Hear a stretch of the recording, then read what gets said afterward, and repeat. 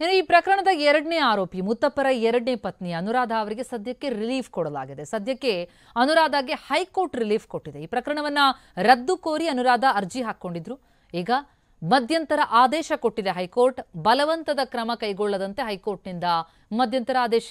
ನ್ಯಾಯಮೂರ್ತಿ ಹೇಮಂತ್ ಚಂದನ್ ಗೌಡರ್ ಅವರಿದ್ದಂತಹ ಪೀಠ ಯಾವುದೇ ರೀತಿಯಲ್ಲೂ ಕೂಡ ಬಲವಂತದ ಕ್ರಮ ಕೈಗೊಳ್ಳದಂತೆ ಮಧ್ಯಂತರ ಆದೇಶ ಕೊಟ್ಟಿಲಾಗಿದೆ. ಅನುರಾಧ ಪರ ವಕೀಲ ವೆಂಕಟೇಶ್ ಅರ್ಬಟ್ಟಿ ಅವರು ವಾದ ಮಾಡಿದ್ರು. ವಿನಾಕಾರಣ ಈ ಪ್ರಕರಣದಲ್ಲಿ ಅನುರಾಧ ಅವರ ಹೆಸರನ್ನು ತಂದಿದ್ದಾರೆ. ಈ ಪ್ರಕರಣಕ್ಕೇನು ದಾಳಿಗೇನು ಕಾರಣ ಕೊಡಲಾಗ್ತಾ ಇದೆ ಆಸ್ತಿ ವಿವಾದ. ಆದರೆ ಆಸ್ತಿ ವಿವಾದ 6 ತಿಂಗಳ ಹಿಂದೆನೇ ಇತ್ಯರ್ಥ ಆಗಿ ಹೋಗಿದೆ. ಜೊತೆಗೆ ಏಪ್ರಿಲ್ 14ರಂದೇ ಪುತ್ರಿಯೊಂದಿಗೆ ಯುರೋಪ್ಗೆ ತೆರಳಿದ್ದಾರೆ ಅನುರಾಧ.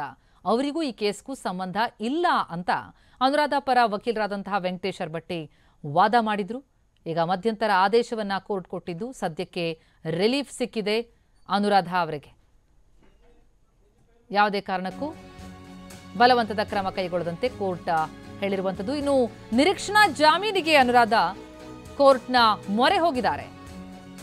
ಜಾಮೀನಿಗಾಗಿ ಮತ್ತೊಂದು ಕಡೆ ಕೋರ್ಟ್ ಮೊರೆ ಹೋಗಿದ್ದಾರೆ ಅನುರಾಧ. ರಾಮನಗರ ಜಿಲ್ಲಾ ಮತ್ತು ಸತ್ರ ನ್ಯಾಯಾಲಯದಲ್ಲಿ ಅರ್ಜಿ ಹಾಕಿಕೊಂಡಿದ್ದಾರೆ. ಜಾಮೀನಿಗಾಗಿ ರಾಮನಗರ ಕೋರ್ಟ್ನಲ್ಲಿ ಅರ್ಜಿಯನ್ನು ಸಲ್ಲಿಸಿದ್ರು.